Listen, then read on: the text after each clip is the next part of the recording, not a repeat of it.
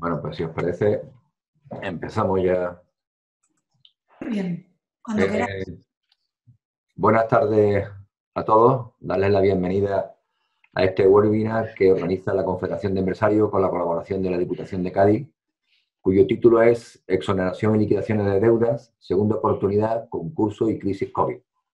Mi nombre es Francisco Arroyo Alcantera y soy presidente del Consejo Territorial del Campo de Gibraltar y voy a ejercer de moderador. En este encuentro queremos dar a conocer la nueva legislación concursal y las medidas urgentes acordadas durante el estado de alarma que podrían ayudarnos a salvar nuestras empresas o por lo menos a intentarlo. Los ponentes de esta tarde van a ser doña Nuria Fachán Noguer, magistrada de lo mercantil de La Coruña, don Julio Fernández Maestre, abogado y administrador concursal, don José Francisco Martínez Bermúdez, mediador y administrador concursal y economista, y don Sebastián Díaz Ribes, abogado, doctor en Derecho y profesor universitario. Cada uno de ellos tendrá una intervención de 15 minutos y los asistentes pueden ir incluyendo sus preguntas en el chat y al final los ponentes tendrán tiempo para contestarlas. Agradecerles de su asistencia y sin más empezamos con el primer turno de intervención. Doña Nuria Fachal, cuando quiera. Muchas gracias. En primer lugar, muchísimas gracias a la Confederación de Empresarios por la invitación para poder estar con ustedes esta tarde para hacer una revisión de estas últimas medidas que se han aprobado por parte del Gobierno en la forma de Reales Decreto Ley desde que en el mes de marzo se produjo la declaración de estado de alarma y un hito normativo de suma relevancia que habrá que conjugar precisamente con uno de estos Reales Decreto Ley, el número 16/2020, al que posteriormente me voy a referir, y que tiene como objeto regular distintas medidas para tratar de combatir los efectos que tiene el COVID-19 en el ámbito de la Administración de Justicia. Como les decía, junto con estas medidas que se han aprobado por parte del Gobierno, debemos de conciliar la entrada en vigor el día 1 de septiembre del año 2020 del texto refundido de la ley concursal, que introduce, a pesar de tener la forma normativa de texto refundido, algunas innovaciones interesantes y también aclaraciones en relación a la ley concursal del año 2003. En primer lugar, para referirme, como les digo, a las principales medidas que en el ámbito concursal se han introducido por este Real Decreto Ley 16/2020. Voy a destacar algunas de ellas que creo que a ustedes como empresarios les pueden resultar especialmente interesantes. En primer lugar, estarán ustedes debidamente informados de que conforme al artículo 11 de este Real Decreto Ley se ha establecido una postergación, una demora de ese deber de presentación de la solicitud de concurso voluntario que le incumbe al deudor de acuerdo con la normativa concursal. Ahora, según lo que se establece en el artículo 5 de la ley concursal, tiene el deudor el deber de presentar la solicitud de concurso voluntario en el plazo de los 2 meses desde que conoció, nos dice la ley concursal, o debió conocer que se encuentra en una situación de insolvencia. Entendemos la insolvencia, de acuerdo con lo que se establece en la ley concursal, o bien como una imposibilidad de atender el cumplimiento regular, puntual, de las obligaciones vencidas y exigibles, o también en una forma que se conoce como insolvencia inminente, aquella que no concurre en un momento presente, pero que el deudor prevé que de forma más o menos razonable, en un lapso temporal próximo, va a concurrir porque no va a poder atender el cumplimiento regular de esas obligaciones exigibles. Como les digo, si la ley concursal le dice al deudor que en ese plazo de 2 meses tiene el deber de presentar la solicitud de concurso voluntario, lo que hace el Real Decreto Ley 16/20, como ya se había hecho con el Real Decreto Ley 8/20 en el artículo 43, es establecer un paraguas hasta el día 31 de diciembre de este año para que este deudor que se encuentra en situación de insolvencia no deba de cumplir con el deber de presentar la solicitud de concurso voluntario. Esto lo que quiere decir es que no tiene el deber de presentarlo, pero no está impedido de presentarlo. Por lo tanto, lo lógico será que si el deudor cree que su viabilidad va a ser imposible, normalmente estamos pensando que cuando se ha establecido esta paralización o esta suspensión del deber de presentar la solicitud de concurso es para que esas dificultades transitorias de liquidez que pueda tener el deudor puedan verse superadas hasta el día 31 de diciembre y de esta manera garantizar la viabilidad de la empresa. Como les digo, si el deudor no prevé que la empresa sea viable, lo lógico es no demorar la presentación de la solicitud de concurso, puesto que de esta manera lo único que vamos a conseguir es deteriorar todavía más la situación patrimonial, la situación financiera del deudor y lesionar más la situación de los acreedores. Y, por supuesto, no vamos a impedir que puedan iniciarse procedimientos declarativos ni tampoco procedimientos ejecutivos dirigidos contra el patrimonio del deudor, a salvo el caso en el que nos acogiéramos, por ejemplo, a la solicitud que se regula en el artículo 5 bis de la ley concursal y que le permite al deudor que se encuentra en esta situación de insolvencia presentar esta solicitud para temporalmente, durante un periodo de 4 meses, paralizar esas ejecuciones que recaen sobre bienes que se consideran necesarios para la continuidad de su actividad empresarial o profesional. Para presentar esta solicitud del 5 bis, lo que debe hacer el deudor es comunicarle al juzgado de lo mercantil que va a intentar obtener un acuerdo extrajudicial de pagos, un acuerdo de refinanciación o, en su caso, una propuesta anticipada de convenio. El artículo 11 del Real Decreto Ley del 18/2020 establece ese paraguas de suspensión temporal que les comentaba hace unos instantes, pero tiene una regulación sumamente confusa si tratamos de conciliar el apartado primero con el apartado tercero para que los supuestos en los que el deudor haya presentado o presente, después de la declaración de estado de alarma, esa comunicación de inicio de negociaciones que les comentaba hace unos instantes y que se recoge en el artículo 5 bis. Es decir, que si el deudor ha presentado esta comunicación del artículo 5 bis o, en su caso, la presenta después de la declaración de estado de alarma, parece, según el apartado primero del artículo 11, que está cubierto por ese mismo paraguas que les comentaba hace unos instantes y que, por lo tanto, no tiene el deber de presentar la solicitud de concurso voluntario hasta el día 31 de diciembre del año 2020. Sin embargo, el apartado tercero de este artículo 11 parece decir otra cosa, en la medida en que señala que si el deudor efectúa la comunicación del artículo 5 bis antes del día 30 de septiembre de este año, se remite este precepto a la regulación general de la ley concursal. ¿Y esta regulación general cuál es? Pues es la siguiente.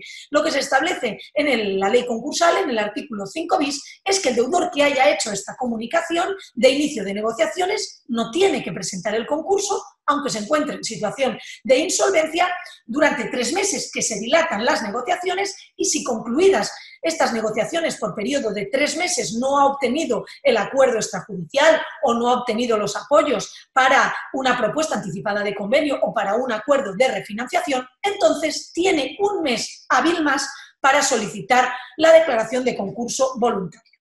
Como vemos, no es posible casar, no es posible conciliar el apartado primero y el tercero, porque el primero nos viene a decir que incluso si el deudor ya hubiese hecho la comunicación del artículo 5 bis, no tendrá el deber de presentar el concurso hasta el 31 de diciembre, y en cambio el apartado tercero del mismo precepto nos dice que si hizo la comunicación antes del día 30 de septiembre, debe presentar el concurso de acreedores, la solicitud, según los plazos generales del artículo 5 bis, que son, como les digo, 3 meses más 1 mes hábil si no ha obtenido los apoyos o los acuerdos correspondientes. ¿Cómo se interpreta esta clara e inequívoca contradicción entre los dos apartados del artículo 11?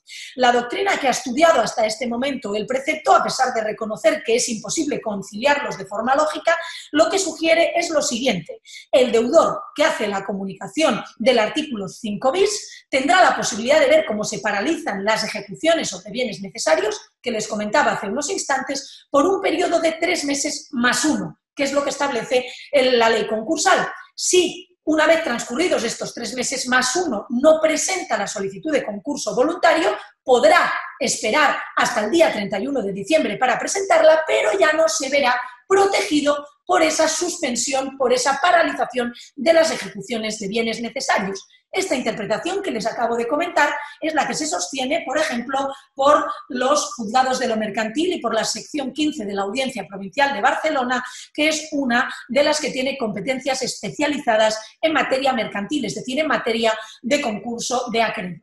Otra cuestión sumamente interesante que quería comentarles y que también se recoge en el Real Decreto Ley 16/20 está relacionada con esa financiación que normalmente los socios de la compañía o incluso quienes tienen la condición de administradores le inyectan a la sociedad para garantizar su viabilidad. La regla general es que esta financiación que se concede por parte de socios o por parte de los administradores, si más tarde la sociedad es declarada en concurso, porque a pesar de haber inyectado estos recursos económicos, no ha logrado superar las dificultades económicas y financieras, subsiste la situación de insolvencia y, como sabemos, hay que acudir a la declaración de concurso para regularizar esta situación. Lo que nos dice la ley concursal, y esto es muy importante que ustedes lo tengan en cuenta, es que esta financiación que se ha inyectado por estas personas que tienen la consideración, nos dice la ley concursal, de personas especialmente relacionadas con el deudor, será una financiación que dará lugar a un crédito subordinado. ¿Qué significa que la financiación tendrá la consideración de crédito subordinado? Para ustedes, si ustedes son personas, socios de empresas o administradores de empresas que están pasando por dificultades financieras, lo que deben de saber es que sus créditos, por haber dado financiación en forma de préstamos a la sociedad, se reputará subordinada y ocupará el último lugar en el orden de pago de los créditos que se establece por la normativa concursal. En nuestra ley concursal se establece un orden de prelación en el pago de los créditos y, para que ustedes lo tengan claro, si el crédito es clasificado como subordinado, lo que significa es su postergación automática en el concurso de la compañía y, por lo tanto, sus expectativas de recuperación de esos préstamos realizados a la sociedad, por muy buena intención que tuvieran, serán nulas o prácticamente nulas, porque los créditos subordinados en los concursos de acreedores no se recuperan prácticamente en ninguna ocasión, en ningún supuesto. ¿Qué nos establece el Real Decreto Ley 1620 en relación a esta financiación que yo les comento, conocida como financiación concedida en forma de préstamos o negocios jurídicos análogos a los préstamos por personas especialmente relacionadas con el deudor? En particular, los que les digo, socios administradores de la compañía, también el supuesto de los directores o los apoderados generales y también el supuesto de las sociedades que pertenecen al mismo grupo. Pues bien, el artículo 12 del Real Decreto Ley 1620 establece aquí una norma sumamente interesante para tratar de dar viabilidad a las empresas que han sufrido especiales dificultades como consecuencia de los efectos de la crisis sanitaria del COVID-19. Nos dice que la regla general, como sabemos, es la subordinación de los créditos en el concurso de la compañía, pero para tratar de incentivar esta financiación, lo que establece el artículo 12, para aquellos concursos de acreedores que se declaren durante los 2 años siguientes a la declaración de estado de alarma, y siempre que la financiación se hubiera concedido por personas especialmente relacionadas con el deudor, a partir del momento de la declaración de estado de alarma, no tendrán la consideración de créditos subordinados en el concurso de la sociedad, sino que tendrán la consideración, la clasificación de créditos ordinarios. Esto lo que significa, para que ustedes me entiendan, es que suben un escalón en el orden de prelación de los créditos, del pago de los créditos que establece la ley concursal y, por lo tanto, tendrán unas mayores expectativas de recuperación de esa financiación. La finalidad de la norma es clara, como les digo, tratar de favorecer que las empresas puedan superar las dificultades financieras que están pasando como consecuencia de la crisis y de esta manera no tener que acudir al concurso de acreedores. Una norma también muy favorable es la que se contiene en el artículo 9, apartado 3 del Real Decreto Ley 1620 que estamos aquí analizando. En este precepto lo que se viene a establecer es lo siguiente: para aquellas compañías, para aquellas sociedades que hubiesen estado en concurso de acreedores y que hubiesen conseguido alcanzar un convenio o una modificación del convenio, que también se permite en este Real Decreto Ley 1620, si hubiesen logrado este convenio o esta modificación del convenio después de la declaración de estado de alarma, esa financiación que se hubiese previsto en el propio convenio y que se conceda por personas especialmente relacionadas con el deudor, como las que les acabo ahora de comentar, administradores o socios, esta financiación no tendrá tampoco la consideración de subordinada en el concurso y podrá tener la condición, nos dice este precepto, de crédito contra la masa. Si se exceptúa la regla general que ahora tenemos en el artículo 84, apartado segundo, número 11 de la ley concursal, que establece que para esta financiación que se otorga para, de alguna manera, asegurar o cumplir el plan de viabilidad que se ha asociado al convenio que ha sido aprobado en el concurso de acreedores, cuando esta financiación es inyectada por personas especialmente relacionadas con el deudor, no tiene la condición de crédito contra la masa, pero sí la tendrá como les digo, al amparo del artículo 9, apartado 3º, en las condiciones que se señalan en este precepto. Entre ellas, y es sumamente importante también que lo tengan en cuenta, que se haya especificado en el propio convenio que ha sido aprobado en el concurso de acreedores quién va a dar esa financiación, es decir, si va a ser un socio, si va a ser el administrador de la compañía y además la cuantía, las condiciones en las que se va a conceder esta financiación. Yo creo que estas últimas medidas que les acabo de comentar son sumamente interesantes para tratar de sobrepasar, superar estas dificultades que sin duda están viviendo un buen número de empresas en nuestro país.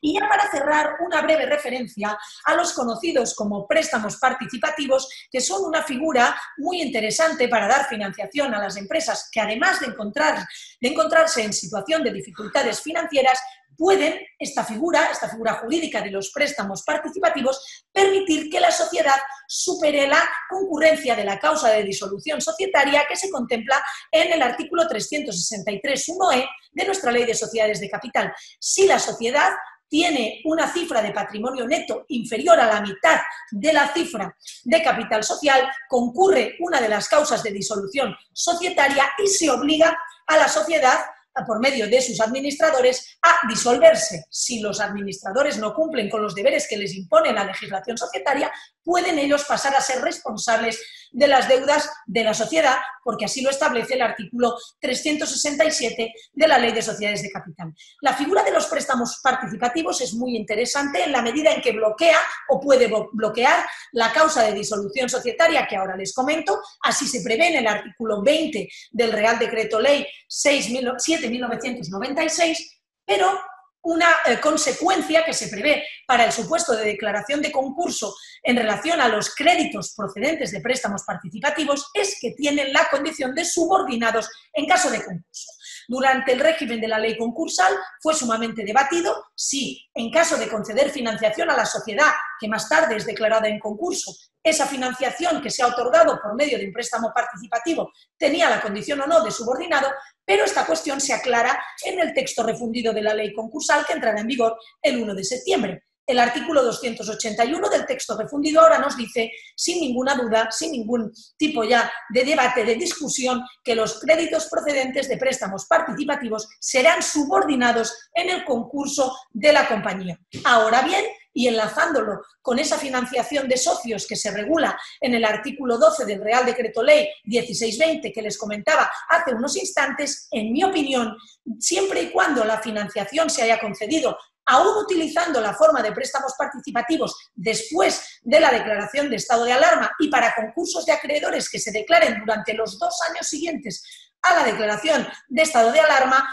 podremos considerar que el crédito procedente de este préstamo participativo no tiene la consideración de subordinado en caso de concurso de la compañía. Y también, y por último, tengan ustedes en cuenta que el artículo 18 del Real Decreto Ley 1620, a los efectos de la concurrencia de esta causa de disolución por pérdidas que les comentaba, la que se contempla en el artículo 363.1e de la Ley de Sociedades de Capital, lo que nos dice es que no se computarán las pérdidas que haya tenido la sociedad durante el año 2020. De esta manera, lo que se hace es evitar tener que disolver sociedades cuyas pérdidas están relacionadas o pueden estar relacionadas con la crisis que vivimos consecuencia del COVID-19 y de esta manera, si en el año 2021 ya no tienen pérdidas o no computamos las pérdidas del año 2020 y se encuentran en una situación en que su patrimonio neto está y su balance está saneado, podremos evitar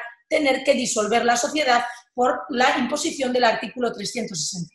Y con esto termino, sin perjuicio de que, por supuesto, en el turno de debate puedan ustedes introducir las cuestiones que entiendan oportunas. Muchas gracias. Muchísimas gracias, Nuria, por tu brevedad. Julio Fernández, cuando quieras. Perdona, Julio. Pedro, ¿le puedes dar abrir el micrófono? Ahora. Está ahora. Sí, Julio. Estoy.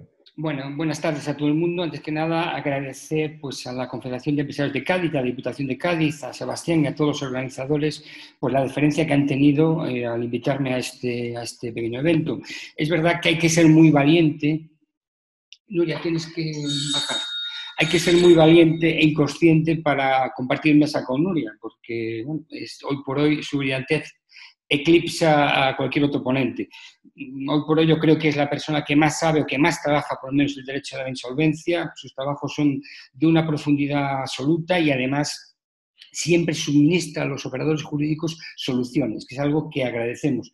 Y además, como administrador concursal, todos los administradores concursales de España debemos estarle muy agradecidos porque ha revertido una situación negativa, una estigmatización a la que veníamos siendo sometidos los administradores concursales, y ella la ha dotado con sus resoluciones y sus artículos sobre la rendición de cuentas, sobre los derechos de los profesionales, derechos económicos, la ha dotado de esa dignidad en nuestra profesión, y además de una cosa, es que somos necesarios, ¿no? Y ella es consciente y así nos lo ha hecho saber.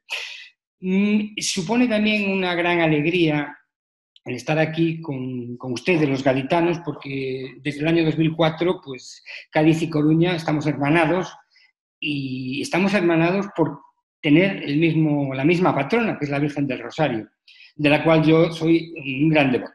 Bueno, hechas las presentaciones, paso a exponer lo que les voy a contar, que va a ser unas ideas, unas pinceladas sobre la disposición adicional sexta del Real Decreto Ley 8/2020 de 17 de marzo, que contempla lo que se llama el compromiso de mantenimiento del empleo. Nosotros sabemos que este Real Decreto estableció una serie de medidas de suspensiones, ¿no?, de medidas extraordinarias en relación con procedimientos de suspensión de contratos de trabajo y de reducción de jornada por causa de fuerza mayor que está relacionada directamente con la inactividad fruto del COVID, del estado de alarma, y que produce los mismos efectos que el artículo 47 del Estatuto de los Trabajadores, es decir, que ceden las respectivas obligaciones de las partes, uno de prestar trabajo y otro de retribuirlo. En el artículo 20, esto está regulado en el artículo 22. En el artículo 23 se establecen medidas extraordinarias con respecto a las suspensiones de contratos de trabajo y reducciones de jornada, igual de salario, lógicamente, por causas económicas, técnicas, organizativas y de producción. Las medidas excepcionales, los beneficios excepcionales que este Real Decreto Ley establece, aparecen reguladas en los artículos 24 y 25. En el artículo 24, referidas solo a la suspensión por causa de fuerza mayor. ¿Y en qué consiste? Que es la que aquí nos interesa. Consiste en bonificaciones o reducciones de las cotizaciones empresariales a la seguridad social, así como de los conceptos de recaudación conjunta. Esas bonificaciones, esas exoneraciones serán del 100% en el caso de empresas que tengan menos de 50 trabajadores, y del 75% en el caso de empresas que tengan más de 50 trabajadores. Además, los trabajadores que estén afectados por esta inactividad, por esta exoneración de pago de cuotas o reducción, pues no se verán afectados, se entenderá que han estado en alta y en cotización, a efectos del artículo 20 de la Ley Regional de Seguridad Social. Pues bien, la otra medida es de protección por desempleo, que básicamente son varias. Afecta tanto a la de fuerza mayor como a la de suspensión por causas económicas, técnicas, organizativas y de producción. A las dos afecta. La primera solo afecta a la de fuerza mayor. Pues bien, la disposición adicional sexta vincula el mantenimiento de estas medidas extraordinarias, que por cierto, a fecha de hoy, está previsto que finalicen el 30 de junio. Siguen negociando gobierno, la mesa esa tripartita, gobiernos, sindicatos y empresarios. Parece ser que la pretensión es llegar hasta septiembre. Yo creo que deben llegar porque si no la debacle económica de las empresas va a ser, yo creo que la intuimos todos, no hace falta que haga de profeta. Bueno, como decía, esa disposición adicional sexta lo que viene a decir es, oiga, mire, usted podrá beneficiarse de estas medidas extraordinarias a que acabo de aludir, en especial la de fuerza mayor, la de exoneración o reducción de las cuotas de seguridad social, en la medida en que mantenga usted el compromiso del empleo en el plazo de 6 meses desde la reanudación de la actividad. Debo decir una cosa, antes que nada, que es importante a efectos prácticos. Esta redacción que acabo de leer, o que acabo de decir de memoria aproximadamente, es parecida. Entró en vigor el 18 de marzo y se mantuvo en vigor, ojo, es importante, hasta el 13 de mayo, en que entró en vigor el Real Decreto Ley 18/2020 de 12 de mayo.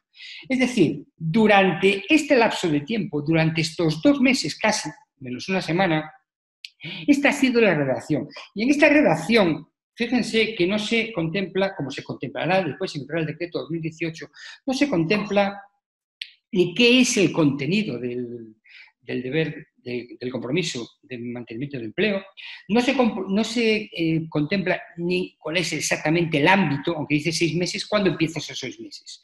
Y tampoco se contiene el ámbito subjetivo, ¿a quién afecta? Que es muy importante, después lo veremos también. Y otra cosa, que es lo más importante, y lo que va a ser una fuente de litigios con absoluta seguridad, ¿cuál es? Que hasta esa fecha no ha habido una consecuencia jurídica unida al compromiso de mantenimiento del empleo. Yo escribí un artículo que les he pasado a finales de marzo, antes de que saliera el decreto, el número 9, el Real Decreto Ley, en el que mantuve que esta postura, esta redacción del Real Decreto Ley, de esta disposición adicional, en esta redacción no dejaba de ser más que una programación, un dictado programático del legislador. En la práctica, como les decía, ¿por qué? Porque no había unida ninguna consecuencia jurídica. Fíjense que esa consecuencia jurídica se establece por el Real Decreto número 18, Real Decreto Ley 18/2020, con fecha de efectos 13 de mayo, y no lo ha habido hasta entonces. Y en este lapso de tiempo se han publicado nada menos que 9 reales decretos. 9. Y el Gobierno, pudiendo haberlo hecho, no ha dictado ningún tipo de deber o consecuencia jurídica inherente a ese incumplimiento del compromiso. Lo ha dictado con fecha 13 de mayo. ¿Y en qué consiste lo que ha dicho en fecha 13 de mayo? Ha dicho, bueno, el que incumpla ese compromiso deberá devolver con recargos e intereses todas las bonificaciones percibidas, ¿vale?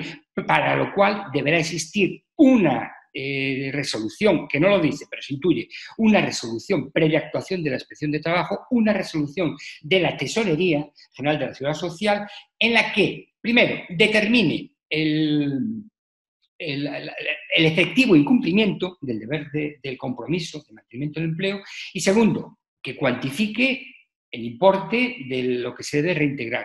Yo mantengo, y esa es mi tesis, que en virtud del principio de confianza legítima, reconocido jurisprudencialmente, y en virtud de lo dispuesto en el artículo 9.3 de la Constitución, según el cual las normas retroactivas, no existe retroactividad, perdón, las normas limitativas de derechos individuales no tienen carácter retroactivo, no se puede sancionar, por así, no es una sanción propiamente, pero no se puede unir esta consecuencia jurídica en este plazo del 18 de marzo al 13 de mayo. Es decir, en este plazo no se puede aplicar la consecuencia jurídica del deber de reintegro, porque el legislador lo estableció en mayo y pudo haberlo hecho, tuvo 9 oportunidades para hacerlo y no lo hizo porque no quiso. Es más, en el Real Decreto 9, en el Real Decreto Ley, perdón, siempre me estoy refiriendo a Reales Decretos Leyes. Para los que no son técnicos, tienen el carácter de ley, no son reglamentos. Bueno, se estableció también, fíjese hasta qué punto, se estableció en la disposición adicional segunda, me parece recordar que era un régimen sancionador y un deber de reintegro, pero el legislador, aún hablando del deber de reintegro, que volverá a hacerlo en mayo, aquí no se refiere al incumplimiento, no regula para nada, pudiendo hacerlo para nada, el compromiso de mantenimiento del empleo. No, se refiere a aquellas incorrecciones, falsedades que los empresarios hayan hecho en sus escritos sus solicitudes a la autoridad laboral de esta exoneración, con arreglo al artículo 22, que es donde establece el procedimiento, que hayan dado lugar a prestaciones indebidas. Es decir, nos estamos circunscribiendo a falsedades o incorrecciones dentro de documentos. No estamos hablando de lo que es el contenido propiamente del compromiso de mantenimiento del empleo.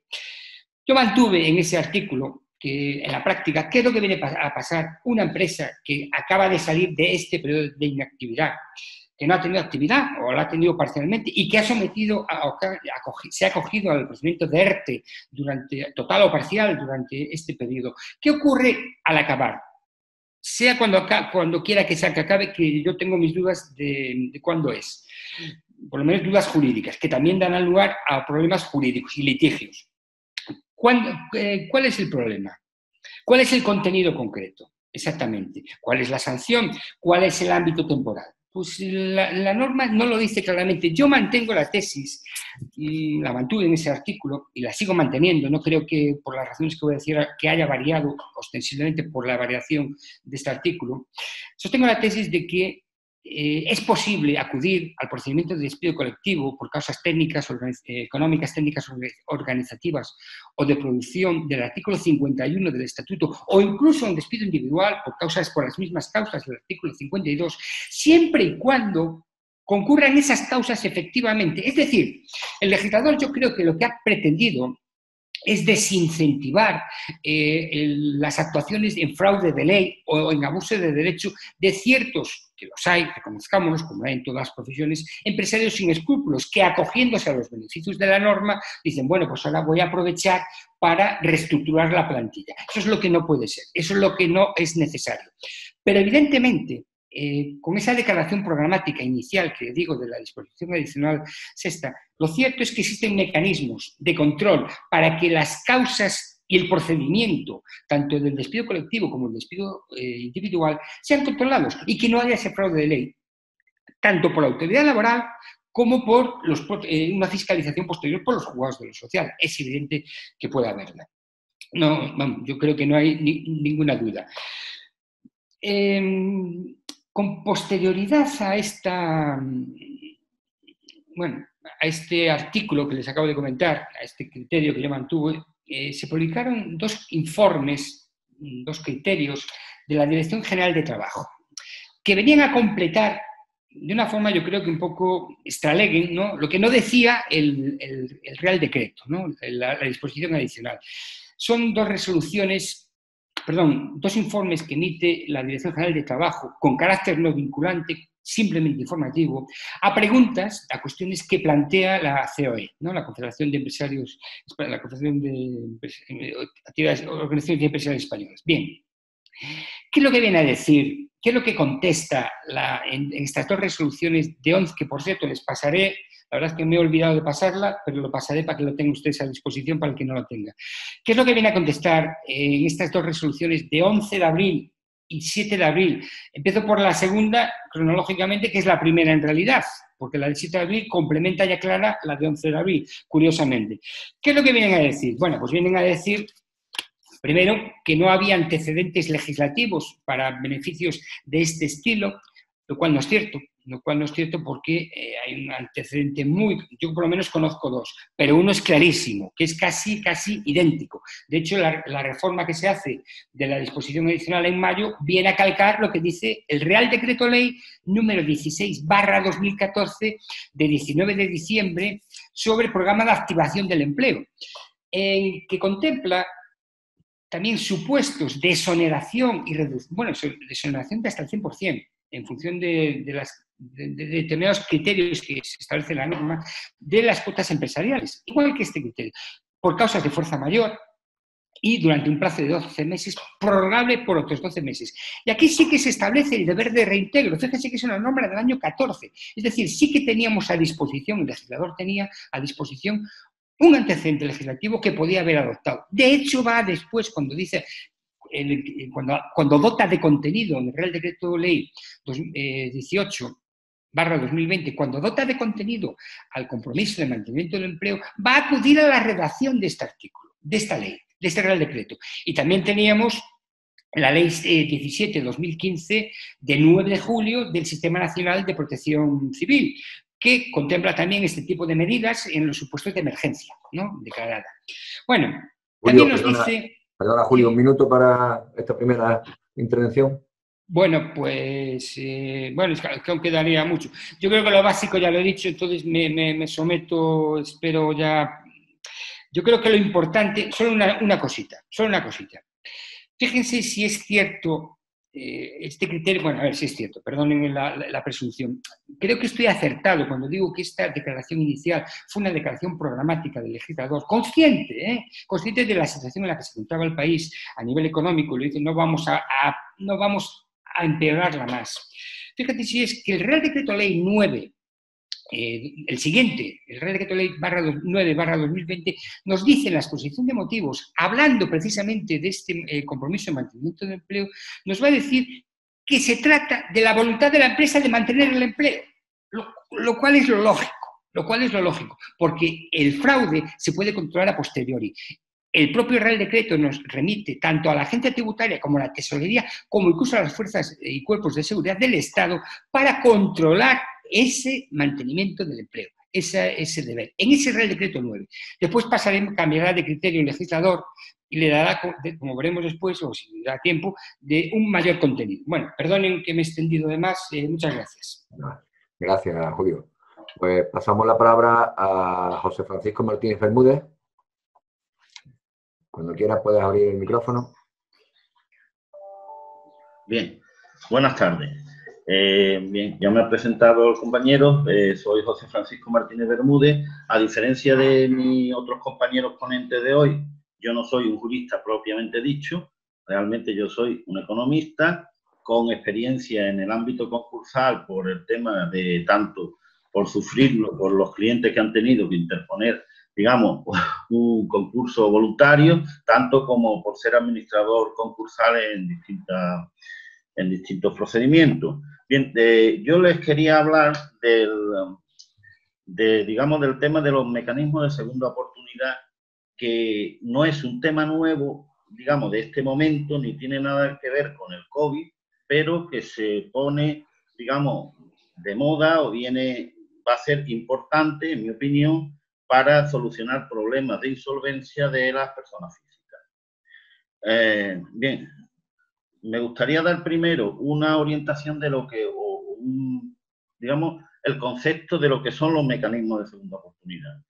Realmente, las personas jurídicas, cuando caen en la situación de insolvencia, entran en concurso de acreedores, pues acabarán o con un convenio o con una liquidación. Si acaban con el convenio, pues subsistirá su actividad y su personalidad jurídica, y si acaba en liquidación, pues finalmente pues acabará con la extinción de esa sociedad y el propio sujeto, la propia persona jurídica, pues dejará de ser un ente de derechos y obligaciones, porque quedará extinguida.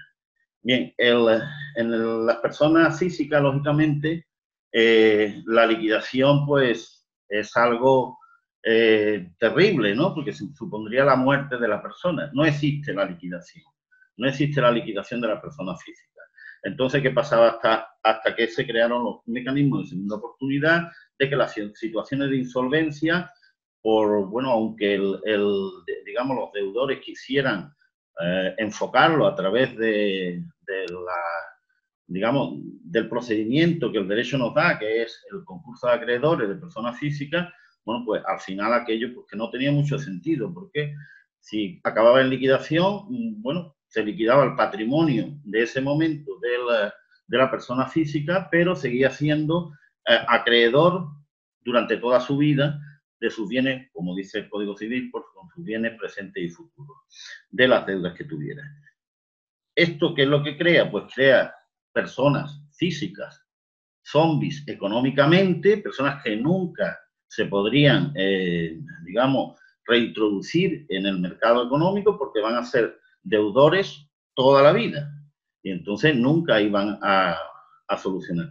Entonces, el mecanismo de segunda oportunidad, que existe en todos los países europeos y en Estados Unidos y en muchos otros países, lo que trata es de poner un punto final a las deudas que una persona física tenga y de la insolvencia que haya podido tener, y que esa persona pues pueda rehabilitarse económicamente, tanto como consumidor, como productor, como trabajador, como cualquier, digamos, papel que quiera tomar en la economía. Bien. Entonces, a partir del año 2013 se empieza a hacer unas modificaciones de la ley concursal en cuanto a este asunto, y en el 2015 es cuando se introduce una importante modificación en la ley concursal con el desarrollo del título 10 de la ley concursal, donde se establece, digamos, básicamente lo que sería el mecanismo de segunda oportunidad. Digamos, el mecanismo de segunda oportunidad tiene 3 fases, ¿no? La primera fase sería el acuerdo extrajudicial de pago, es decir, una persona física, sea empresaria o no sea no empresario,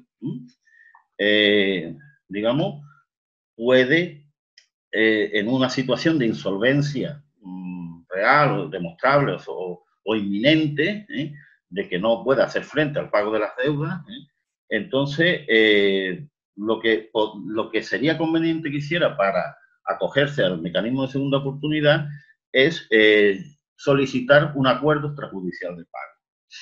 Bien, el acuerdo extrajudicial de pago será un intento de llegar, como su palabra lo dice, a un acuerdo con los acreedores de unas quitas, una espera, en fin, como lo que sería un convenio concursal, pero, digamos, fuera del procedimiento concursal. Se intentaría llegar a un acuerdo extrajudicial de pago.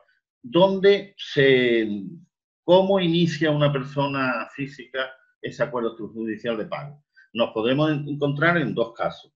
Una que sea una persona no empresaria, o sea, un trabajador, un consumidor, una persona que no sea autónomo ni empresario, entonces iniciaría ese procedimiento de acuerdo extrajudicial de pago solicitándolo ante un notario de la localidad donde tenga su residencia.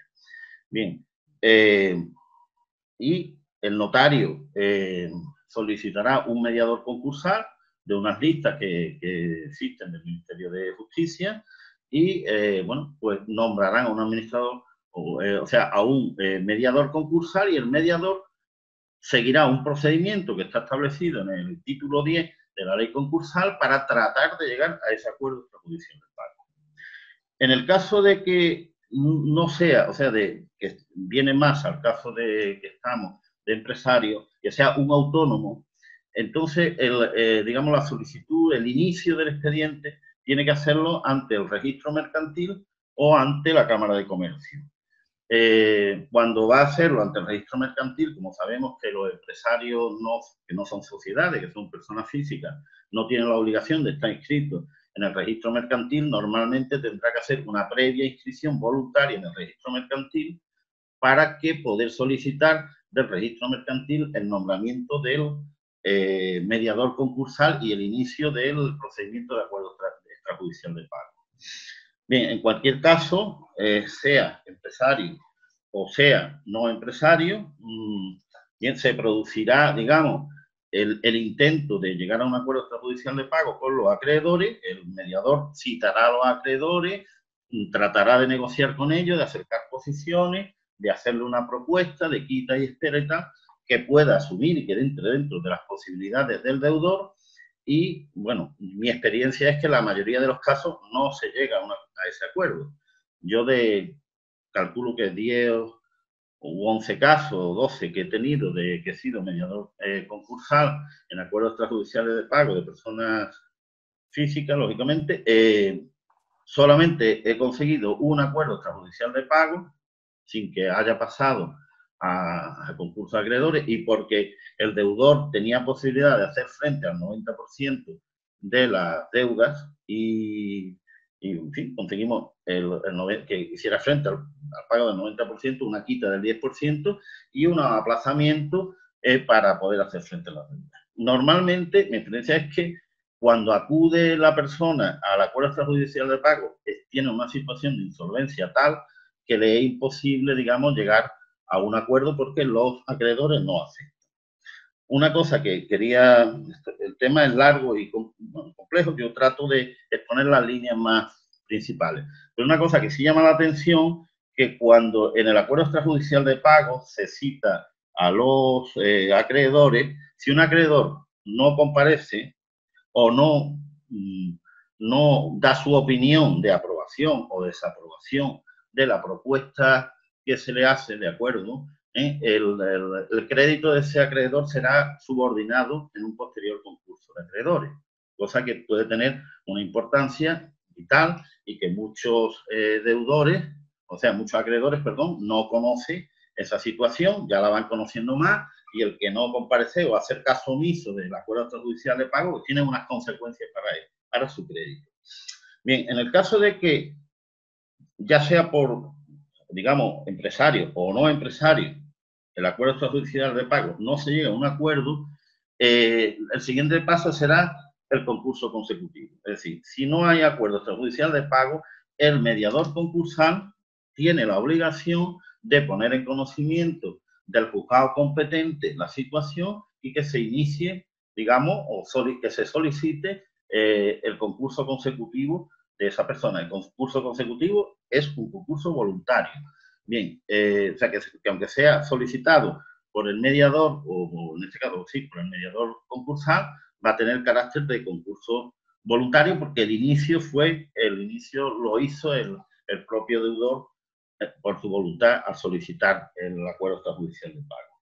Bien, el concurso consecutivo, el juzgado competente, en el caso de que sea persona física que no sea empresario, será un juzgado de primera instancia del partido judicial donde tenga su domicilio, y en el caso de que sea un autónomo, dice la normativa, sería el juzgado de lo mercantil. Bien, el juzgado competente. Aquí hay veces que hay problemas porque, como muchos de vosotros sabréis, la palabra autónomo no tiene por qué implicar necesariamente que sea empresario. Hay autónomos que son administradores de sociedades, que son autónomos societarios y son autónomos y no son propiamente dicho empresarios. Pero parece y se está entendiendo que ese tipo de administradores societarios que tengan esa posición de insolvencia tendrían que hacerlo a través del juzgado de lo mercantil y no del juzgado de primera instancia. Bien, el concurso consecutivo, aquí hay otra diferencia entre si es empresario o es persona no empresaria. Si es empresario, en el concurso consecutivo existe la posibilidad de que haya, digamos, una propuesta de convenio. Y, bueno, hay una propuesta, aunque se haya celebrado anteriormente el acuerdo extrajudicial de pago y no se haya conseguido ese acuerdo, existe posibilidad de volver a intentarlo y, digamos, establecer, ofrecer o presentar en el juzgado un convenio anticipado. ¿Bien? A mí se me ha dado el caso y ha salido así por convenio anticipado, o sea que es una posibilidad también. Pero lo normal es que si ha fracasado el acuerdo extrajudicial, pues fracase también el intento de llegar a un convenio y entonces vaya a liquidación. En el caso de que no sea empresario, no existe la posibilidad de que haya un convenio anticipado, sino que va directamente a la fase de liquidación. Bien, cuando digamos, legalmente, el administrador concursal de cualquiera de estos concursos consecutivos de los que estamos hablando va a ser la misma persona que fue el mediador concursal, digamos, en la fase del acuerdo extrajudicial de pago. Se lleva a cabo la liquidación y la liquidación pues consiste en eso, liquidar todos los bienes de la persona física.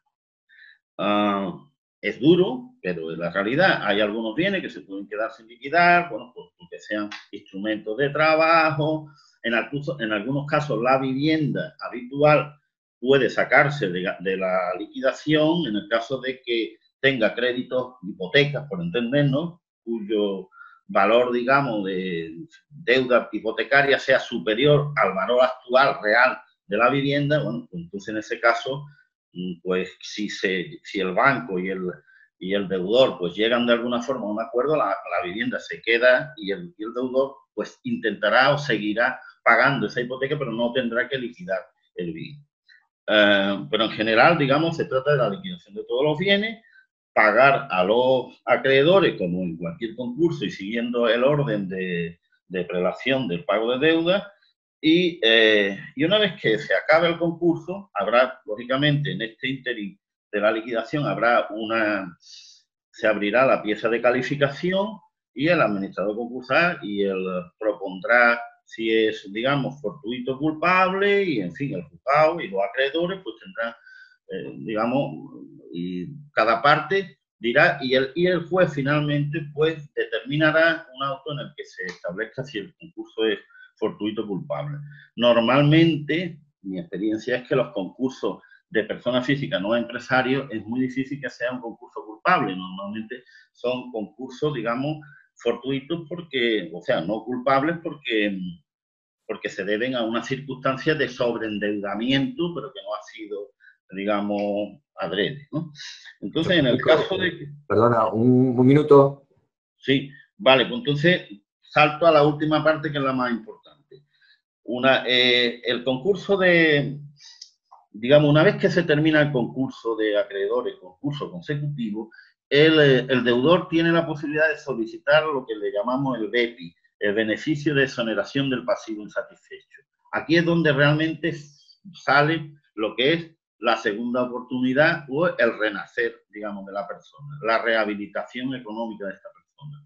Cumpliendo una serie de requisitos, solicitará que lo que no se haya podido pagar, por entendernos y simplificar un poco, que tiene algunas cosas más complejas, pero simplificándolo, es que el pasivo que no se haya podido pagar, pues se cancela, digamos, se le perdona, se exonera. Esa persona deja de deber ese dinero, que bueno, tiene unos requisitos, tiene un tiempo de 5 años para que sea definitivamente exonerado, pero bueno, en conclusión es que esa persona se queda sin deuda, con lo cual podrá reanudar su vida normal, económica, sin tener la espada de Damocles continua de los embargos, en fin, y la persecución, digamos, por parte de los acreedores.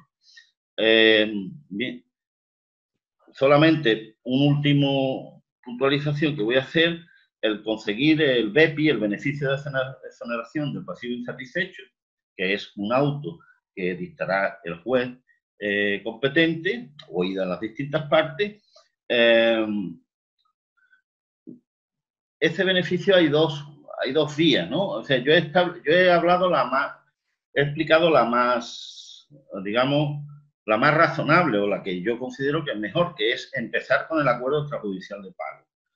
Se puede ir directamente a un concurso de acreedores, solicitar el concurso de acreedores voluntarios sin previamente haber intentado el acuerdo extrajudicial de pago, pero luego en lo que es el BEPI, el beneficio, la exoneración, pues tendrá unos requisitos y unas obligaciones más fuertes o superiores a la del que haya intentado el acuerdo extrajudicial de pago, que será que tendrá que hacer frente como mínimo, bueno, a los créditos contra la masa siempre tienen que hacer frente, ya sea por una vía o por otra, y digamos, los créditos ordinarios, en el caso de haber intentado acuerdo extrajudicial de pago, no se le exige que haya un mínimo de pago de crédito ordinario, y en el caso de, digamos, de ir al concurso voluntario directamente, sí se le exigirá que pague al menos un 25% de los créditos ordinarios. Luego hay otra serie de normas que no me voy a extender, en las cuales ese 25%, bueno, pues puede al final hasta no pagarse. Siempre que, digamos, el deudor siga unas pautas que lo único que implican o que demuestran es su buena voluntad en la intención de pago. Bien, yo voy a terminar mi exposición con esto. Quiero expresar, yo soy un gran defensor del tema del BEPI, del acuerdo extrajudicial de pago. Creo que esto no lo está utilizando la sociedad como debiera. Creo que hay muchas personas que están en necesidad de rehabilitarse económicamente y creo que esto da una transparencia al mercado y a las personas y a las relaciones socioeconómicas el que se rehabiliten las personas, y que yo animo a las personas que se encuentren en una situación de insolvencia, personas físicas, que intenten o que estudien esta vía, esta posibilidad. Y muchas gracias, estoy, digamos, dispuesto a que me preguntéis y a ver si os puedo responder alguna duda. Muchas gracias, José Francisco. Recordarle a todos los asistentes que pueden poner sus preguntas en el chat para que a continuación de la última ponencia de Sebastián puedan ser respuestas.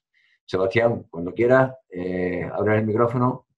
Sí, ya he abierto el micrófono. ¿Me escucháis bien? Estupendamente. Bueno, antes de que tú lo digas, muchas gracias a todos, a la Confederación y a los ponentes que me han precedido en el uso de la palabra.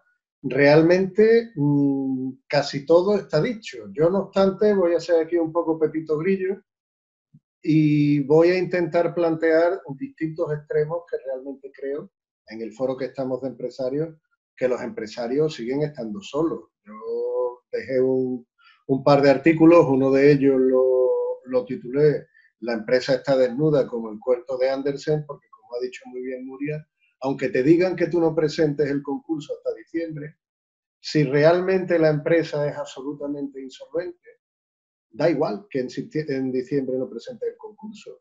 Hemos tenido un tema hace poco, que además había comentado con algunos de los ponentes, que nos despacharon, la empresa funcionaba bien, perfecta, además sin deuda al día, hasta diciembre, noviembre, diciembre, pedimos aplazamiento y fraccionamiento de pago de Hacienda y presentamos el concurso en la primera semana de enero.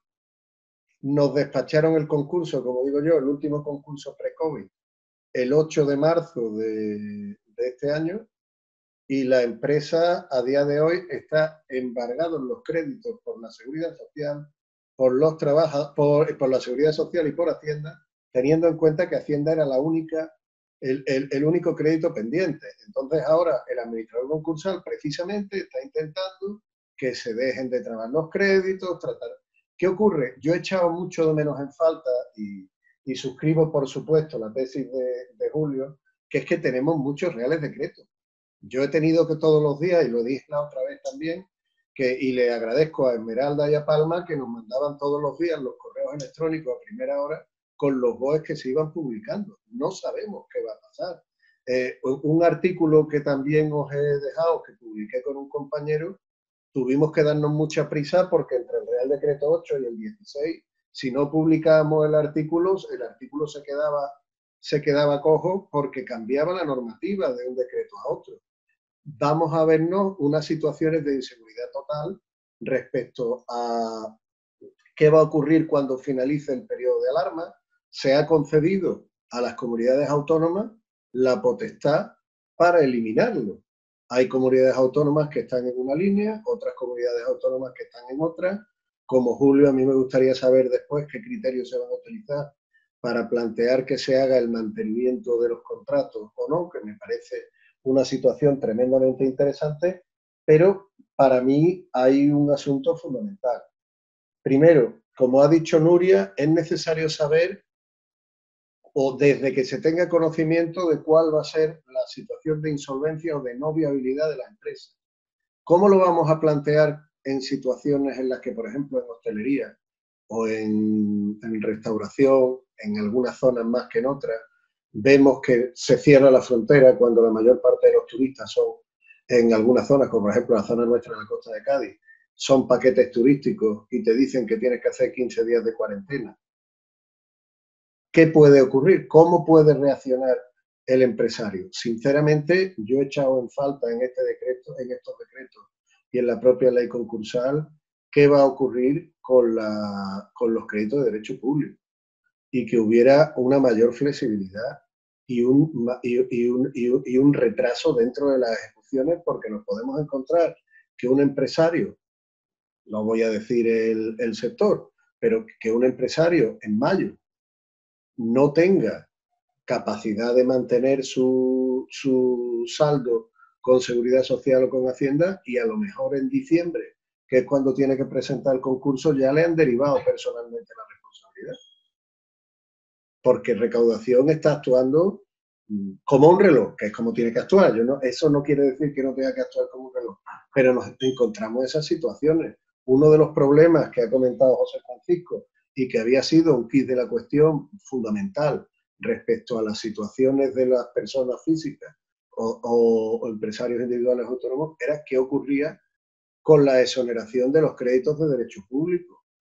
Si no había exoneración de créditos de derechos públicos, realmente no merecía la pena presentar ese tipo de instrumento porque nos encontrábamos con que el particular se encontraba intervenido, por una parte, y por otra parte no se exoneraba cuando a lo mejor era un empresario, se le había derivado su responsabilidad, era un pequeño autónomo. Es una posición también que tenemos que tener en cuenta, que se nos ha dejado fuera completamente, o se ha dejado a las empresas en ese aspecto por parte, y yo siento plantearlo así, pero por parte de los créditos de derecho público, creo que es una situación muy importante, tanto a nivel de seguridad social y hacienda como a nivel de créditos de derecho público especializados, cánones, tasas, todos esos ingresos que además vinculan absolutamente a los organismos públicos y que no pueden legalmente, incluso pueden incurrir en responsabilidad administrativa y o penal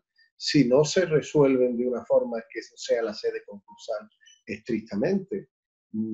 De aquí a diciembre veremos, como ha dicho Julio y Nuria, una gran casuística sobre la clasificación de los concursos, la culpabilidad o no culpabilidad. A lo mejor se han aprobado cuentas anuales o se aprueban ahora mismo cuentas anuales que, bueno, arrojan una situación de la compañía que no sea tremendamente complicada, porque tenemos que tener en cuenta que estamos hablando de cuentas cerradas a diciembre del año anterior, pero nos podemos encontrar que la situación de la empresa ya sea en quiebra o que pueda ser en una situación de insolvencia en el momento de aprobación de las propias cuentas anuales. Por otro lado, también hay que reconocer que todos los reales decretos han establecido situaciones para mí favorables, como por ejemplo las juntas por vía telemática, determinados elementos que han facilitado, nos han actualizado o nos han pasado al siglo XXI.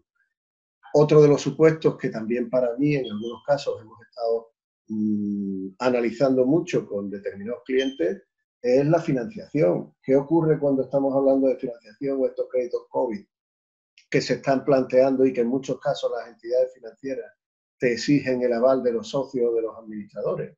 Al hilo de lo que ha dicho Nuria y de lo que ha dicho José Francisco, la clasificación de los créditos como subordinado o no, o si estamos hablando de avales solidarios que están pidiendo las entidades a día de hoy, pues nos vamos a encontrar que a lo mejor abocamos a los socios y a los administradores a que vayan también directamente ellos a un concurso consecutivo porque no tenemos otra opción para ello.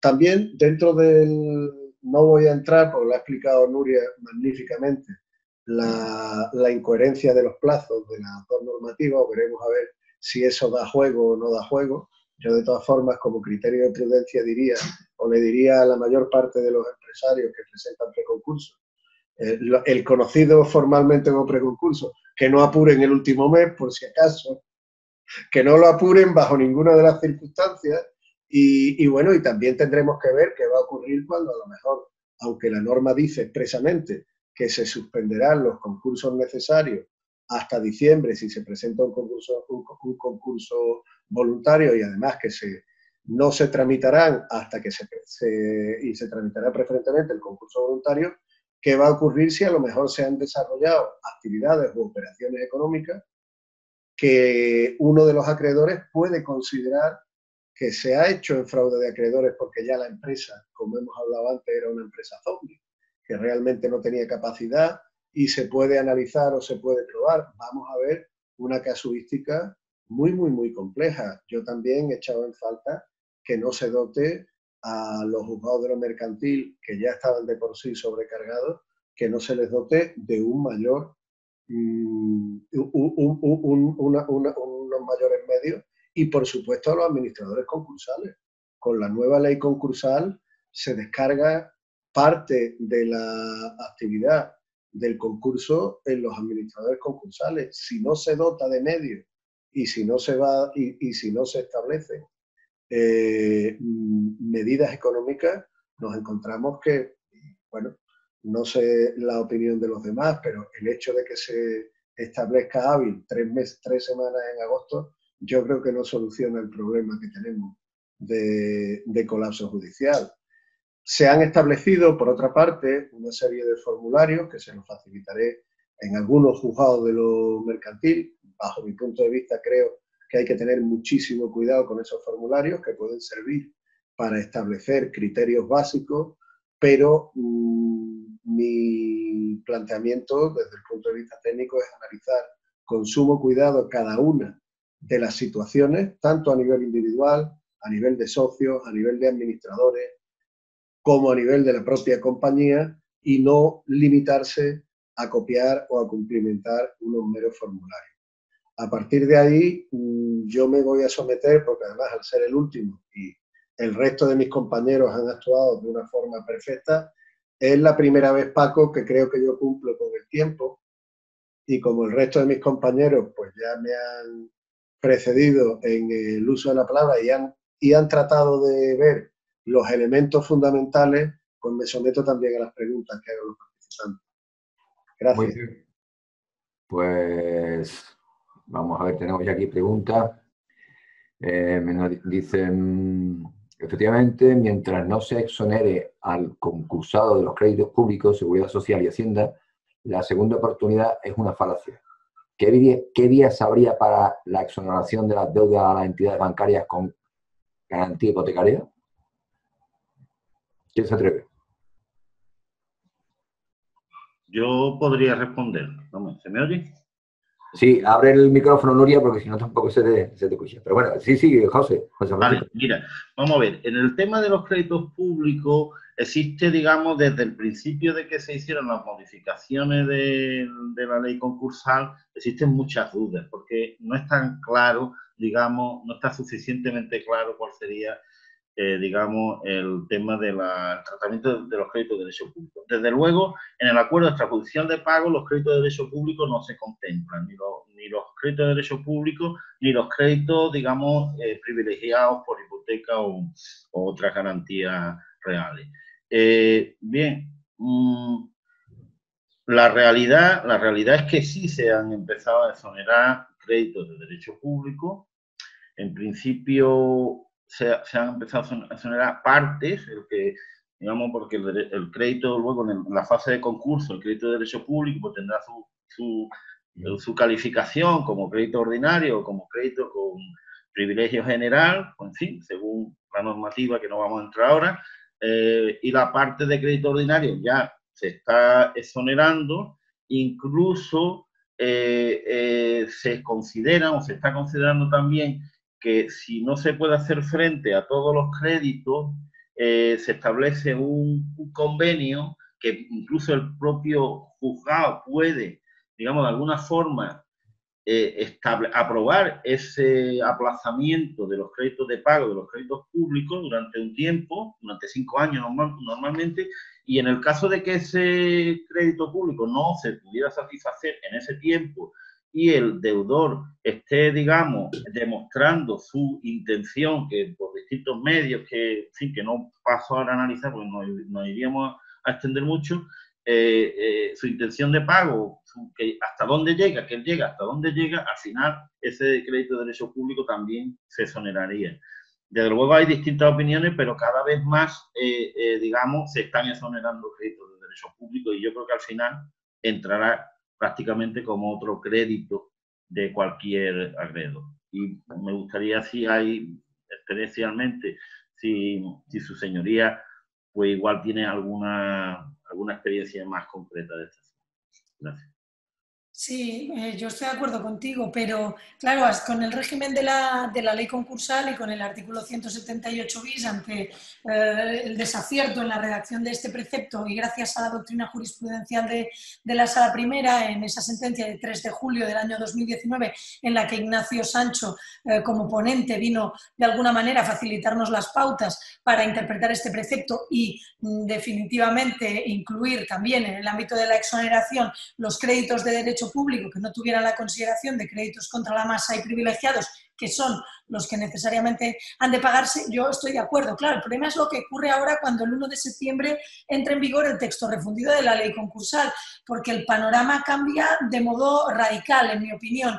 En el primer borrador del texto refundido incluía también en el ámbito de la exoneración los créditos de derecho público, así lo decía específicamente, pero tras la fase de información pública y de informes preceptivos, en el segundo borrador del texto refundido que se remitió en el mes de diciembre de 2019 al Consejo de Estado, ya pasó a darse nueva redacción a los preceptos que se refieren al ámbito y la extensión de la exoneración y se excluyó, donde se decía que no, se incluía en el ámbito de la exoneración el crédito de derecho público, ahora se dice que no se incluyen ni los créditos de derecho público ni los créditos por alimentos. Yo creo que a partir del 1 de septiembre del año 2019, con esa persistencia del refundidor, que en varios de los preceptos dice específicamente que ya no queda exonerado los créditos de derecho público y de alimentos, y que además también de forma persistente se remite para los créditos de derecho público a la normativa específica de aplazamientos y de fraccionamientos, pues no va a quedar otra, salvo que nos dé el Tribunal Supremo unas nuevas pautas interpretativas o algunas audiencias sean osadas y se atrevan también a saltar estas previsiones del texto refundido, pues nos encontraremos con que hay que pagarlo. No, yo creo que no va a quedar otra alternativa para poder obtener la exoneración. En la práctica, pues difícil, ¿no? Difícil, porque ya sabemos, como tú acabas de decir muy claramente, José Francisco, cómo se llega al acuerdo extrajudicial de pagos y cuál es la situación de los deudores que acuden a este instituto preconcursal. Por lo tanto, con lo que tenemos es muy difícil. Ya veremos cuando se transponga la directiva comunitaria de reestructuraciones y de segunda oportunidad, cómo queda definitivamente la regulación de la exoneración. Estupendo. Macarena Báez nos pregunta cuándo comienza el mantenimiento el compromiso de mantenimiento de la empleabilidad a contar los 6 meses, ¿no? Dice, si se saca un trabajador que está en ERTE de forma parcial, ¿desde ese momento empieza a contar los 6 meses?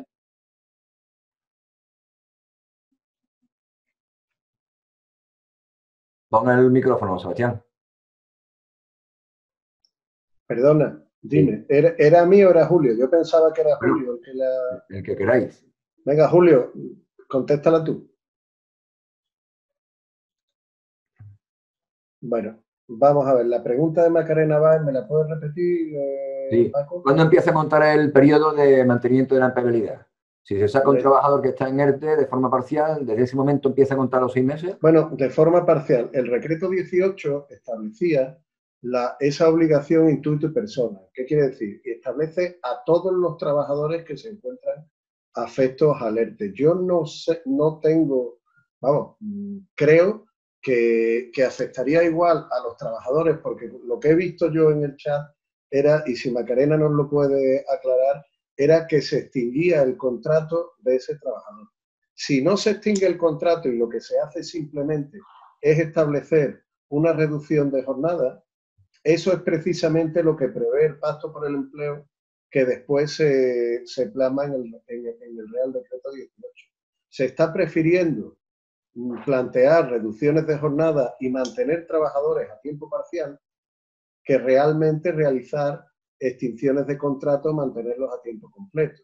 Bajo mi punto de vista, o mi criterio, creo que el hecho de extinguir un contrato, aunque no haya estado en el ERTE, sino que haya estado trabajando, también se va a beneficiar de esa cláusula de mantenimiento en el empleo. Y desde luego, hasta que no, respecto al plazo temporal, pues estamos a lo que ha dicho Alberto. Si se mantiene a tiempo parcial, a ver, es que acaba de contestar Macarena. Alberto, Julio, tú me corriges si yo me equivoco. No se extingue el contrato ni se hace una reducción, se mantiene el ERTE, pero parcial, es decir, 4 horas trabajando, 4 horas en el ERTE, ha contestado Macarena. Yo entiendo que se mantiene el pacto por el empleo y que no tienen que hacer devolución alguna de los ingresos o de las bonificaciones de seguridad social, vamos, del pago que haya hecho. Yo tengo que discrepar, Sebastián. Vale. Yo tengo que discrepar. A ver, a lo mejor te he entendido mal. Yo entiendo que el ámbito subjetivo, perdón, si escucháis mal, el ámbito subjetivo del compromiso de mantenimiento del empleo, según la disposición adicional, según la reforma del Real Decreto Ley 18, habla de cualquiera de las personas afectadas por dichos expedientes. Es decir, que si yo tengo una empresa con 25 trabajadores, 15 los meto en el ERTE, 10 siguen en actividad por cuestiones de la actividad de la propia empresa, el compromiso del empleo va a afectar a esos 15, no a esos 10, lo cual es un problema bastante importante. Es un problema bastante importante en la práctica, o puede dar, porque pensad esta hipótesis. Un trabajador cuyo contrato se ve extinguido por la aplicación de un ERE tras la finalización del estado de alarma y que no está afectado por el ámbito subjetivo del compromiso, es decir, que no estuvo previamente en el ERTE, ¿vale? Él podría invocar la inexistencia, este trabajador que es afectado por el ERE y no estuvo en el ERTE, podría invocar la inexistencia, mejor dicho, de un criterio válido, razonable o coherente para su inclusión dentro de los trabajadores afectados por el despido colectivo posterior o incluso en el individual objetivo. Ello supondría, en primer lugar, la necesidad de demandar en sede social, no en contencioso administrativa ni mercantil, en sede social, tanto a la empresa como a los demás trabajadores afectados. Afectados o no por el despido, ojo, a todos, dado que es para mí, creo, existe un litis consorcio pasivo necesario, puesto que el trabajador demandante, el que no está de acuerdo con el ERE, alegaría, por lo menos en hipótesis, lo que yo haría, un derecho preferente a permanecer en la empresa. En segundo lugar, tendría que llamar a todos. En segundo lugar, provocaría una revisión de los propios criterios tenidos en cuenta para el propio ERTE, de tal manera que los mismos tendrían, en la hipótesis esta que contemplo, pues podrían tener, sin ninguna duda, efectos en los criterios determinantes de los trabajadores que van al ERE. Es decir, habría una modificación o una incidencia indirecta. Claro, esto es el criterio que para mí mantiene la ley. Es un criterio lógico, es el que dice Sebastián, obviamente. Pero, sin embargo, con la adición literal de la ley, nos encontraríamos con este problema porque habla de trabajadores afectados. Es más, los dos informes de que antes hablé, de la Dirección General de Trabajo, aunque son anteriores, son de 11 de abril, 7 de abril, hacían alusión en cuanto al ámbito subjetivo del compromiso de mantenimiento del empleo, hacían alusión precisamente a los trabajadores afectados por la suspensión, es decir, aquellos que se hubieran beneficiado, y aquí tiene su lógica, porque a fin de cuentas, si la consecuencia jurídica que se une es el deber de reintegro, habrá que unirlo a los trabajadores que se han beneficiado o que han producido ese beneficio para la empresa, no para los demás. Eso sí, va a dar problemas en cuanto a los criterios. Nosotros sabemos que los criterios objetivos y colectivos tienen que ajustarse a los criterios. Yo, si fuera un trabajador que me despiden a continuación, pues yo iría por esa vía del criterio fijado, lo tendría en cuenta, lo valoraría. Esa es mi opinión. Y después, con la otra pregunta que plantea Macarena, vamos a ver, dice, si una empresa mete en el ERTE a una parte de su plantilla, pero no a otra, creo que lo acabo de contestar, ¿no? Con esto que acabo de decir. ¿Hay mantenimiento de empleabilidad para los ERTEs por causas económicas? Bueno, por causas económicas no, porque si lees el artículo, está mal expresado, pero el artículo, en la disposición adicional sexta, habla de las medidas extraordinarias del artículo 22.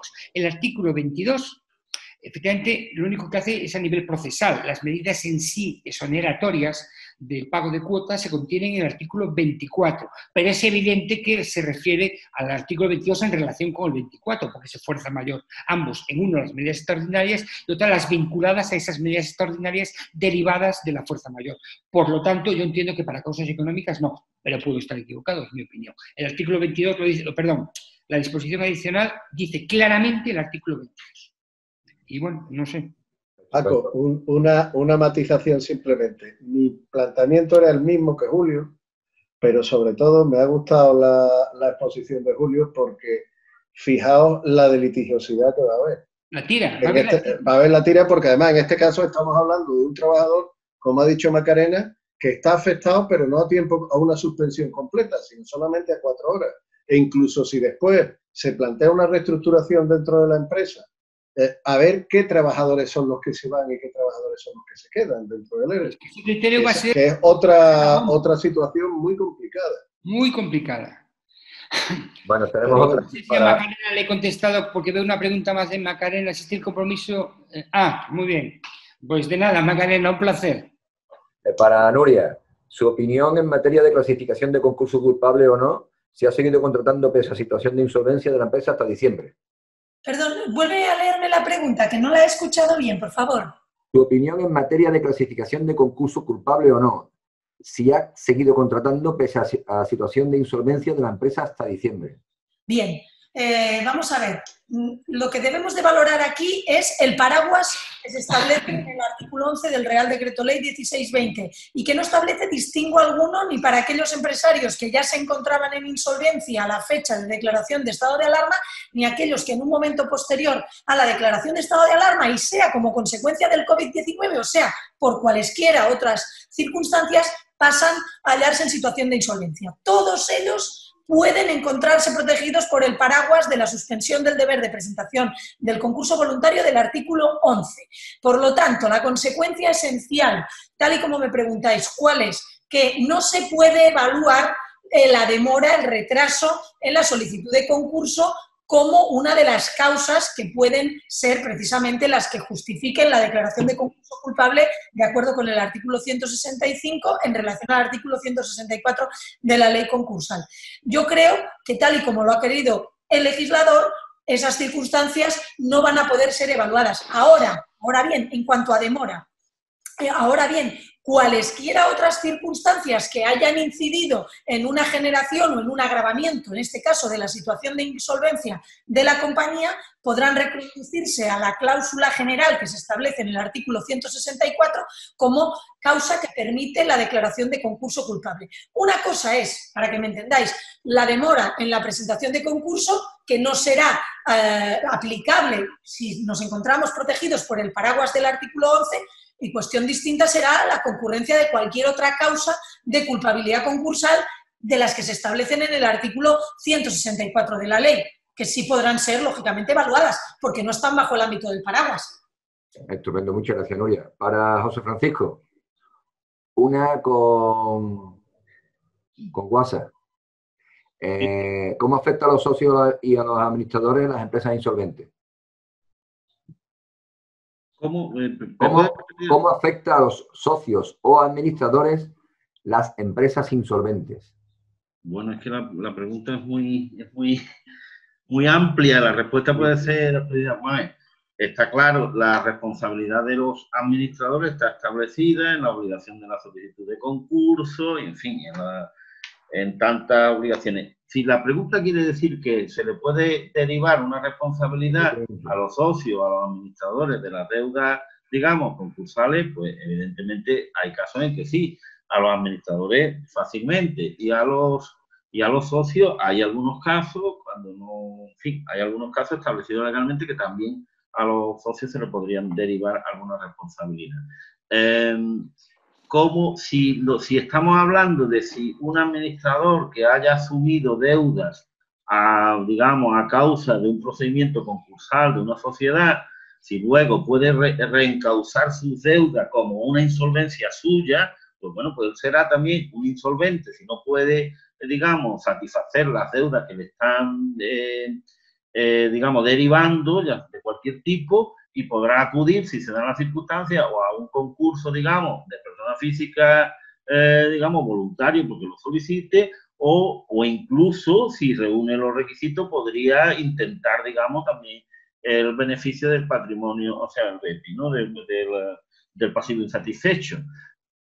Hombre, ahí, en mi opinión, tenéis los demás, supongo que tendréis vuestra opinión, lógicamente. En mi opinión, la calificación del concurso de la sociedad será fundamental para, digamos, que este hombre pueda obtener el BEPI o no lo pueda obtener, porque ahí, digamos, será donde se establezca la buena fe suya o no. Yo pienso que si hay una calificación culpable y con una condena expresa al administrador, y a causa de esa condena se le digamos, derivan esas deudas, yo creo que ahí no tiene posibilidad, digamos, de la exoneración de esas deudas, porque, digamos, ya se le está calificando su culpabilidad. La pregunta, ya te digo, puede ser muy amplia, ¿no?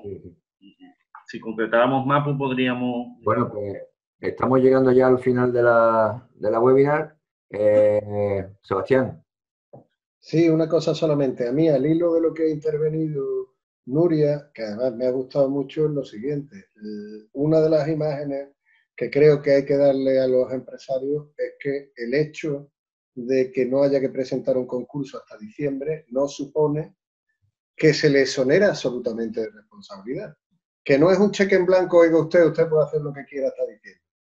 Que a veces parece que es lo que dice el legislador cuando tú lees al principio de primer bote la norma. Y creo que puede ser, que es importante que piensen las cosas dos veces y que al menos aprendamos de la anterior crisis y que no se deje todo para el final, cuando realmente la empresa no tiene ya muchas veces ni siquiera el armazón. Nada más, Paco. Eso, no sé si Nuria quería añadir algo.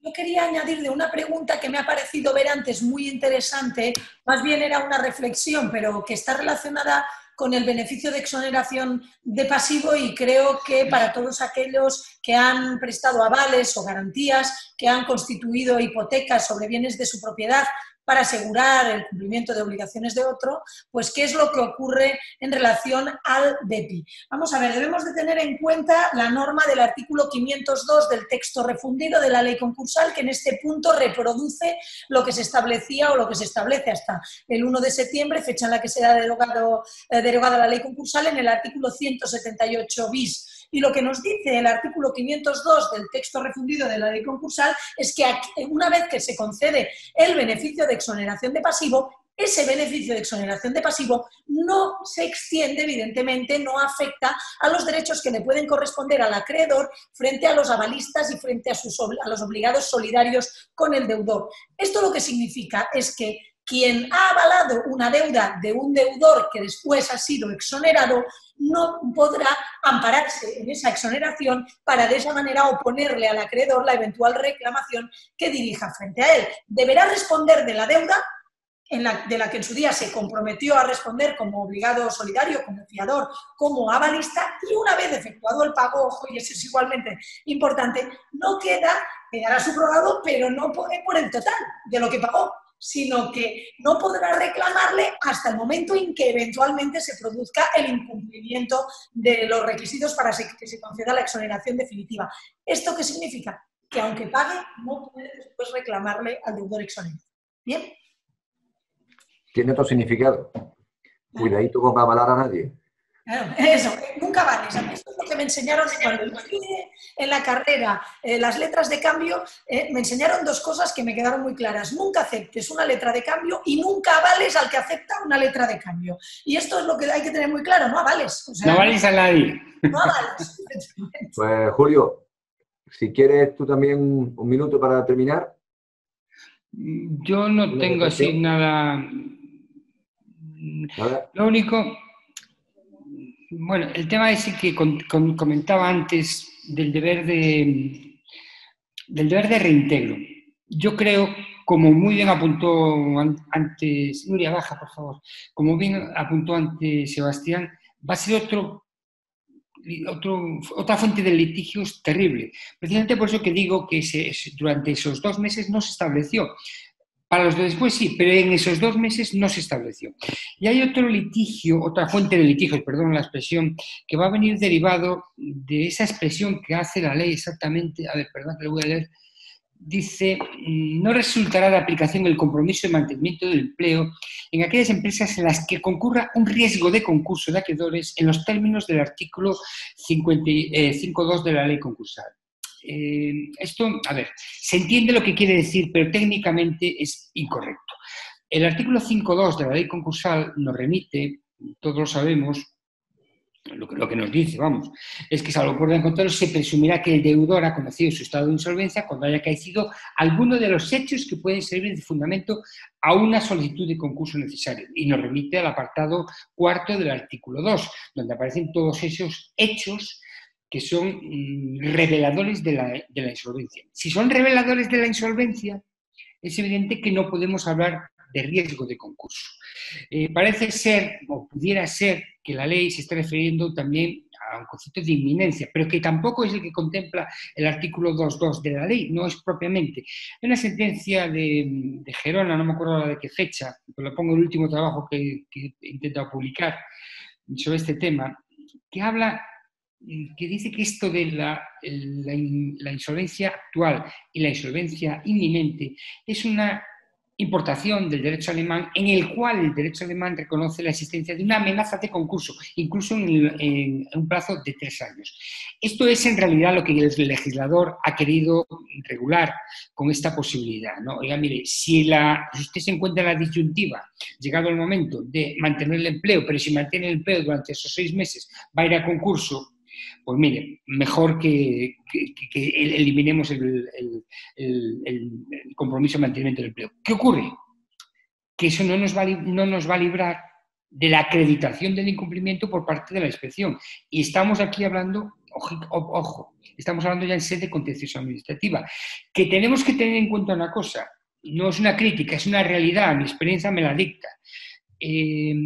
Los jueces de lo contencioso, en general, igual que los jueces de lo social, son algo reacios, lo dejo así, a admitir o adoptar como propios criterios de la ley concursal. Por ejemplo, este del riesgo de concurso de acreedores en los términos del artículo 2. Es decir, que lo va a determinar un juez de lo contencioso, no el juez de lo mercantil. Ese es el problema que yo creo que vamos a tener en este asunto. Y no hace falta que diga, porque yo creo que todos los profesionales de esto lo hemos vivido, lo sabemos, los que estamos en concursos, incluso sin meternos en concursos, sabemos de la beligerancia de la Tesorería General de la Seguridad Social en el tema de la defensa del crédito que a ellos les atañe. Es una beligerancia que llega al extremo que yo he visto de embargar, fíjense, por derivar responsable de la amistad concursal y embargar los bienes del marido de la amistad de la concursal. Llegamos a esos extremos, ¿no? Entonces, no va a ser un tema pacífico y va a dar, desde luego, mucho juego. Yo creo que con esto, vamos, a lo que haya alguna pregunta más. ¿Quieren alguna última intervención, José Francisco o Sebastián? Y ya terminamos. José, ¿tú quieres decir algo? Bueno, yo simplemente estoy completamente de acuerdo con Julio y además también, si se producen extinciones de contrato, la justificación también como, no decir como coacción, pero sí como un arma dentro del juzgado de lo social, si la empresa no ha ido a concurso, para poder acreditar el empresario. La única opción que veo es o un informe de auditores, si la empresa está auditada, o incluso tener que irte a un preconcurso, simplemente para poder acreditar alguna de esas situaciones, porque es que vamos a ver una casuística muy, muy, muy complicada. Y si estamos hablando de insolvencia inmediata o inmediata, es muy, muy, muy difícil y tener en cuenta, igual que ha dicho muy bien Julio, la interpretación de los jueces de los contenciosos administrativos, que a determinadas instituciones concursales pues no son permeables. Si a eso le unimos el principio prooperario de la jurisdicción social, pues nos vamos. Y vamos a ver qué es lo que va a ocurrir con posiciones de empresarios a esos efectos, tanto mediante la extinción de los contratos, como por otro lado en el mantenimiento del empleo y que la Inspección de Trabajo y la Tesorería de la Seguridad Social, como ha dicho muy bien Julio, no entiendan que no se da esa circunstancia. Estupendo, José Francisco.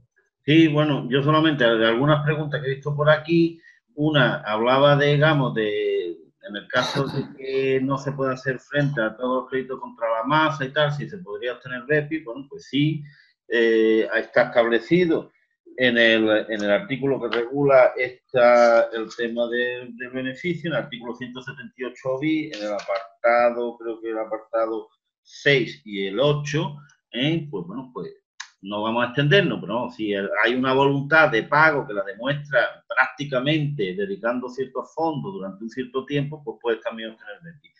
Y otra pregunta que he visto ahí, que qué pasaba con los créditos hipotecarios y tal en los procedimientos estos. Bueno, el crédito hipotecario pues tiene, digamos, una garantía detrás de ese crédito y si se ejecutará la garantía y el exceso, digamos, no satisfecho, pasaría a ser otro crédito ordinario susceptible de ser exonerado por el beneficio de la exoneración del pasivo insatisfecho.